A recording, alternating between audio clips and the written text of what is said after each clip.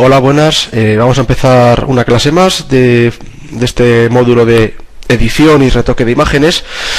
Y quería comentaros qué formatos, o quería hablaros de los diferentes formatos en los que vamos a poder abrir o guardar, sobre todo guardar nuestros archivos en Photoshop. Mirad, si queremos ver con cuántos archivos podemos trabajar, una vez que tenemos hecha una imagen o tenemos hecha una composición, nos vamos a archivo, guardar como, ¿vale?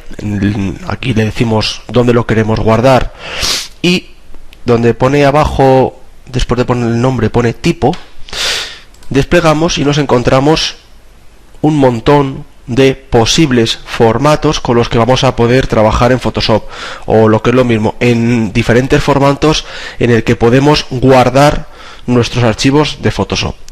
A ver, no voy a ver en esta clase con vosotros todos estos formatos, simplemente vamos a ver pues los 8 o 10 más utilizados, ¿vale? Y ver un poquito de una forma muy rápida y de una forma muy esquemática para qué se puede utilizar cada uno de ellos o qué diferencia uno de otro, ¿de acuerdo? En clase de todas formas os daré, os daré, porque creo que no lo he dado todavía, apuntes para que lo tengáis escrito, pues más detallado y más, digamos, más un estudio hecho más en profundidad. Y esta clase de hoy pues simplemente pues que sepáis los 8 o 10 formatos que más se utilizan y para qué usarlos, ¿vale? Bueno, pues empezamos, si queréis, por el PSD. El formato PSD es el formato que junto a PSB son los dos únicos formatos que admiten todas las características de Photoshop, ¿vale? De hecho, el PSD es el formato que es específico para Photoshop, es decir, es un formato que solamente tiene Adobe Photoshop, y cualquier archivo que yo cierre o que yo guarde con formato PSD, cuando lo vuelvo a abrir con Photoshop, lo voy a abrir exactamente igual que lo guardé. No va a haber ningún tipo de pérdida, no va a haber ningún tipo de compresión. La compatibilidad con todas las características es total, ¿vale? Y de hecho, si queremos trabajar y sabemos que vamos a trabajar con Photoshop, este sería sin duda el formato más adecuado, ¿de acuerdo? ¿Qué problemas podemos encontrarnos con PSD? Pues que si alguien me pide una foto que le hice un día y me dice, oye, mándamela, que me gustaría tenerla, y se la guardo en formato PSD, como esa persona no tenga Photoshop, no lo va a poder abrir. Tendría que hacer primero una reconversión de ese formato, tendría que pasarlo a un formato más compatible, como puede ser, por ejemplo, JPG o incluso PDF, y entonces, bueno, pues en esa reconversión perderíamos calidad, perderíamos algún tipo de cualidad o característica. Entonces sería mejor utilizar otros formatos que vamos a ver un poquito más adelante, ¿de acuerdo? Entonces, PSD, ya os digo que igual que PSB, que lo vamos a ver ahora, el PSD son los dos únicos formatos que admiten todas las características de Photoshop, ¿de acuerdo?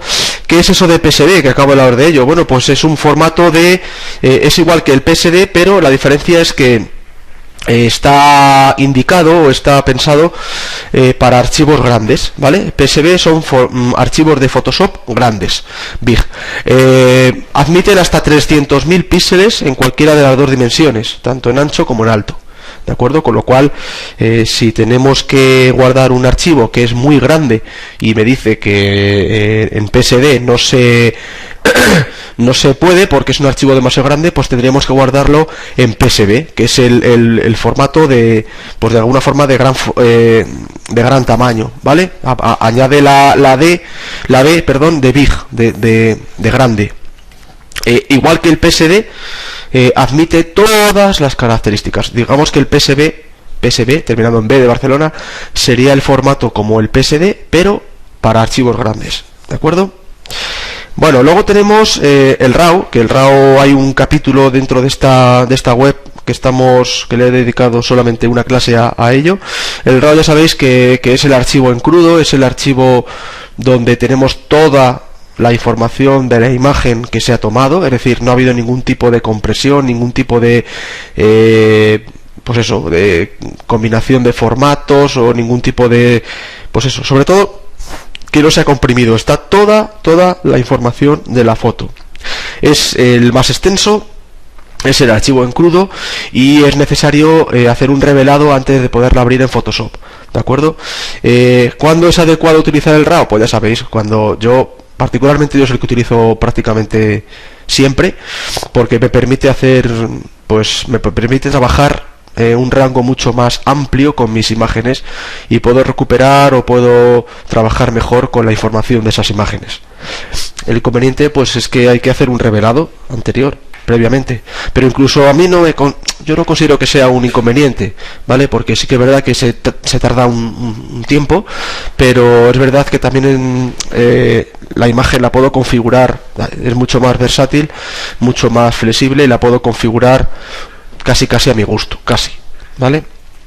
Bueno, luego tenemos el archivo BMP, que es el formato estándar que utiliza Windows, la plataforma Windows, y bueno, os lo podréis encontrar de vez en cuando, aunque se utiliza ya bastante poco, porque tiene un problema y es que no admite el modo de color CMYK. Entonces, claro, por mucho que sea el formato de imagen estándar de Windows, si tenemos una foto con un modo de color CMYK y la queremos guardar en BMP, pues me aparecerá una ventana previa diciéndome que tengo que hacer una reconversión a modo de color y del modo de color, perdón, y bueno, pues tendremos que pasarlo a RGB o a color indesado o a LAP para que lo pueda cambiar o lo pueda guardar como BMP.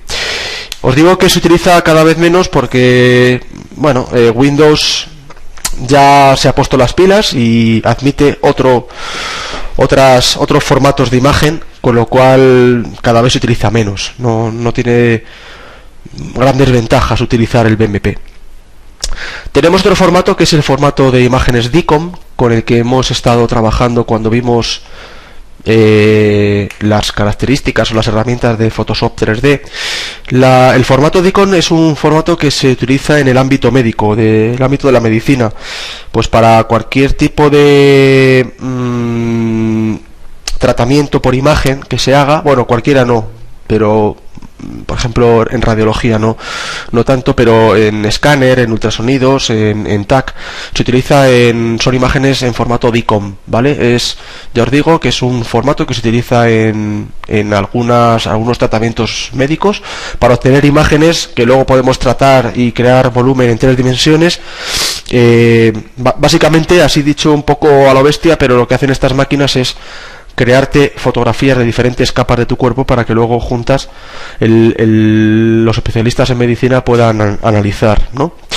Bueno, que sepáis que en Photoshop también podemos trabajar con imágenes DICOM, ¿vale? De hecho,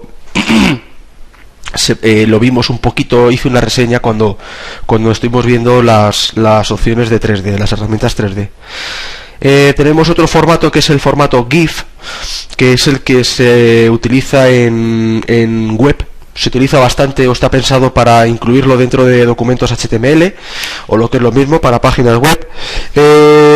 No tiene canal alfa, pero es verdad que sí que admite transparencias. Es decir, que si rasterizamos la capa o le pasamos a un modo de color indesado, lo que es transparente se mantiene transparente, con lo cual, aunque no tenga canal alfa, sí admite transparencias, ¿de acuerdo? Lo bueno que tiene el GIF es que también habréis oído hablar de un GIF animado. Bueno, de hecho hay una clase de GIF animados. El GIF animado es lo que me permite este formato es que me permite ver a modo de vídeo una secuencia de imágenes en la que yo puedo configurar el tiempo con la que vamos a ver cada una de ellas, y entonces al ponérmelas todas seguidas, pues lo que me genera es un aspecto de vídeo, ¿no? de imagen en movimiento. Esto solamente lo podemos hacer con el formato GIF, con lo cual el GIF animado, lo que se conoce como GIF animado, precisamente coge ese nombre por el formato en el que estamos haciendo ese trabajo. Luego tenemos el JPG, que es un formato muy utilizado, pero A mí particularmente es el de los que menos me gustan porque comprime. Es un formato de compresión. Es decir, lo que hace es empequeñecer, entre comillas, la imagen. No hablo de tamaño, hablo de calidad. Por eso me gusta tampoco, porque a mí me gusta trabajar con la máxima calidad posible. Entonces, ¿para qué se utiliza? Bueno, pues se utiliza sobre todo para incluir imágenes también en páginas web. A diferencia del GIF, no me permite hacer la secuencia de imágenes. Además, no admite transparencias, no tiene canal alfa. Y bueno, lo bueno que tiene JPG es que a la hora de guardarlo me permite guardarlo con diferentes configuraciones de calidad. Es decir, si yo me cojo un JPG y cuando lo guardo le digo que lo quiero guardar con una calidad alta, es verdad que comprime poco, con lo cual, bueno, visualmente no vamos a notar mucha diferencia, no vamos a tener mucha pérdida de calidad. Para mí la mayor desventaja del JPG es que no admite transparencias. Entonces, si yo a una imagen le quito el fondo porque solamente quiero ver el objeto aislado y lo quiero incluir en una página web, lo quiero incluir en cualquier otro documento, ¿vale?, publicitario, pues de repente eso que era transparente se ha convertido en color blanco. Entonces, bueno, pues me tengo que olvidar de JPG, tendría que irme a otro formato como puede ser GIF o como puede ser TIFF, ¿vale? Hablando del TIFF, bueno, pues ya que estamos hablando de él, os cuento. El TIFF es un formato mucho más flexible que el JPG. Admite todos los modos de color: CMYK, RGB, LAP, color indesado, escala de grises. Lo bueno que tiene, por ejemplo, el TIFF, que no lo he comentado en JPG, si yo estoy trabajando en capas, con diferentes capas, que es algo bastante habitual, muy habitual diría yo, pues cuando lo guardo en JPG, el archivo es una combinación de capas, es decir, lo que ha hecho es acoplar la imagen en una sola capa, con lo cual si la vuelvo a abrir no voy a poder desglosar las capas y no voy a poder editar sus contenidos por separado. Eso también es un problema gordo, ¿vale? En TIFF, sin embargo, sí que me guarda capas, admite transparencia. Bueno, el TIFF es un formato que, aunque comprime, no pierde calidad. Entonces es muy adecuado para, bueno, pues para mandarle esa foto a aquella persona que nos la ha pedido por correo electrónico y que la pueda abrir sin ningún tipo de problema y la vea exactamente igual o prácticamente igual que como la estamos viendo nosotros en Photoshop. Una cosita, os he comentado que el TIFF guarda capas, y es verdad, guarda las capas, pero solo en Photoshop. Es decir, si yo estoy haciendo una imagen, estoy trabajando con capas y esa imagen tiene, no sé, 10 capas, la guardo en TIFF y se la envío a un compañero. Ese compañero, cuando la abra, si la abre con una herramienta que no sea Photoshop, va a ver la imagen acoplada, es decir, va a ver la foto entera tal y como la vemos nosotros, pero no va a poder desglosar las capas porque solamente me guarda capas cuando lo vuelvo a abrir en Photoshop, ¿de acuerdo?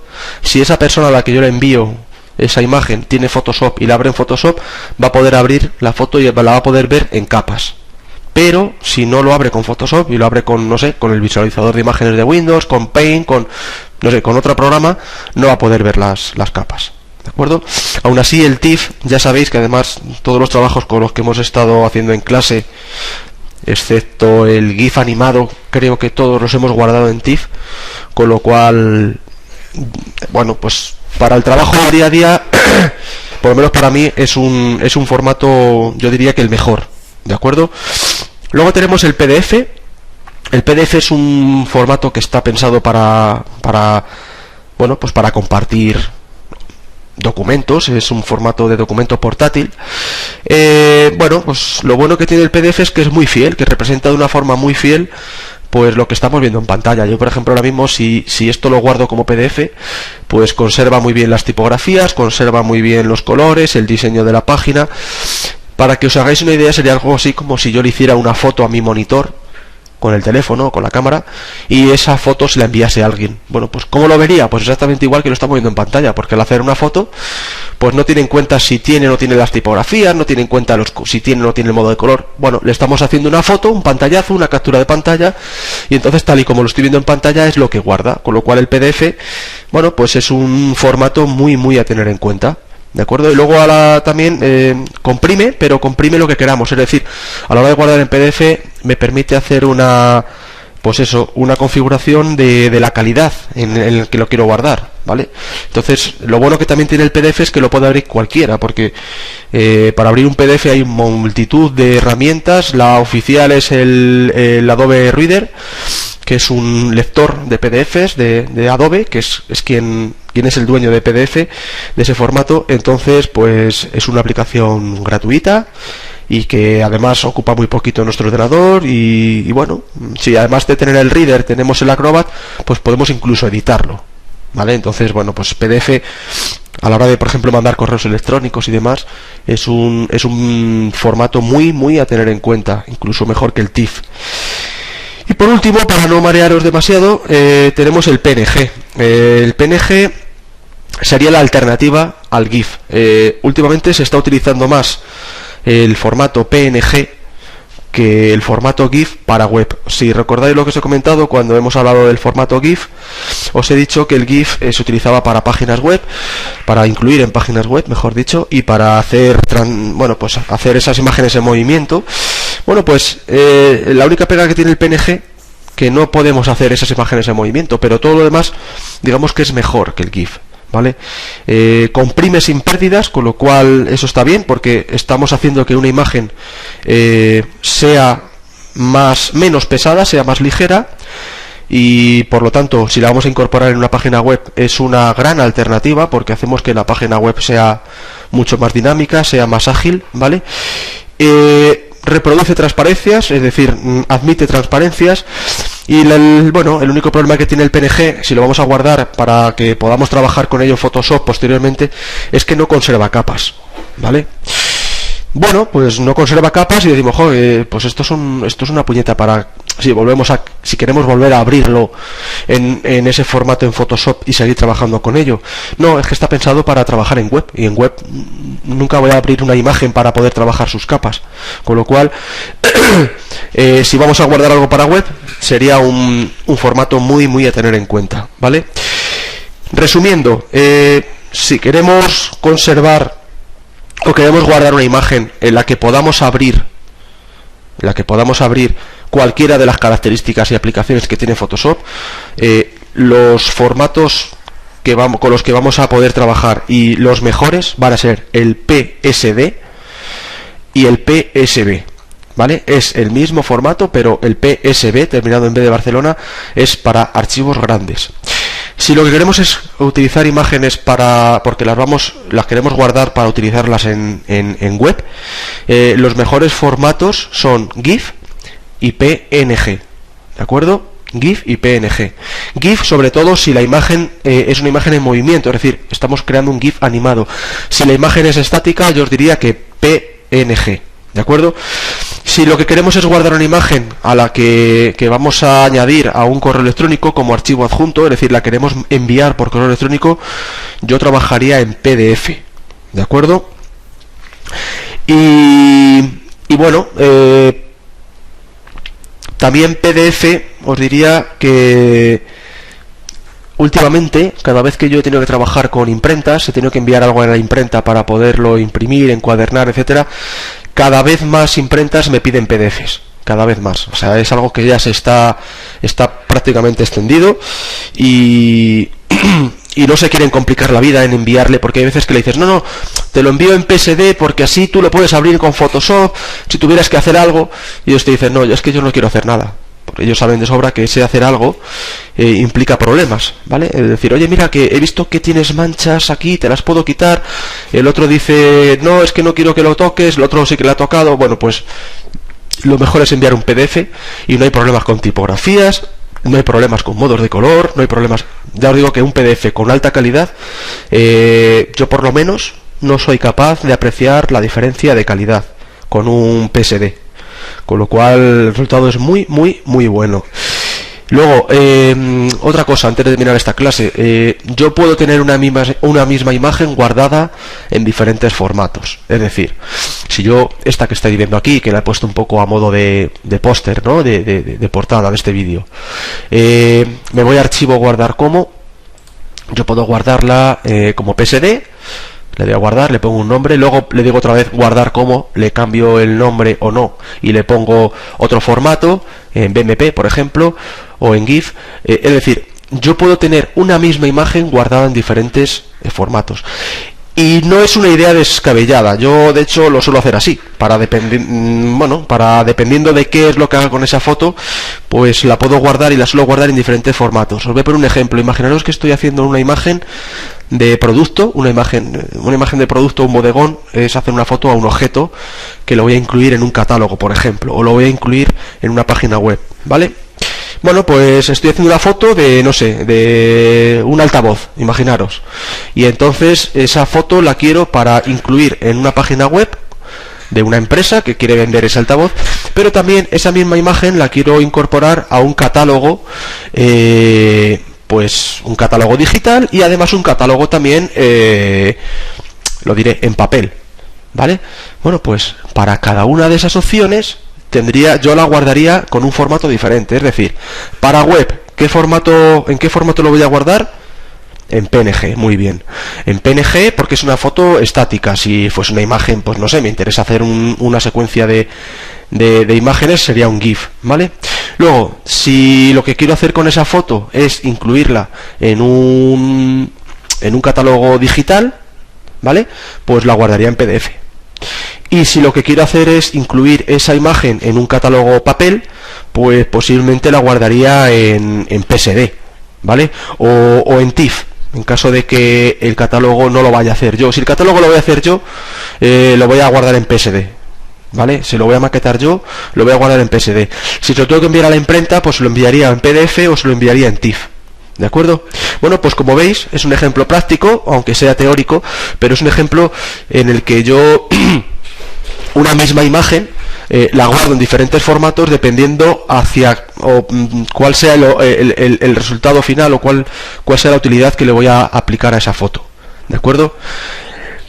Pues esto no os voy a pedir curiosamente no os voy a pedir como en otros vídeos practicarlo y demás. Simplemente yo sé que esta clase de ahora es un poco rollo porque es todo teoría, no he hecho nada con el ordenador, pero es importante saber en qué formatos podemos trabajar en Photoshop y en qué formatos vamos a poder guardar nuestras imágenes, ¿de acuerdo? No tenéis que practicar, pero sí que tenéis que tener en cuenta que aunque veamos muchos formatos cuando decimos guardar como, realmente los que se utilizan en la gran mayoría de las ocasiones son los que os he comentado yo, ¿de acuerdo? Simplemente tenerlo en cuenta. Os pasaré unos apuntes para que lo tengáis por ahí y no cometáis el error de guardarlo en un formato en el que os pueda desaparecer el fondo porque no admite canal alfa o en el que sea incompatible con el modo de color, etcétera. Bueno, pues espero que os haya servido y nos vemos en la siguiente clase. Ya nos queda poquito, ya estamos terminando el módulo de edición de imagen. Nos vemos.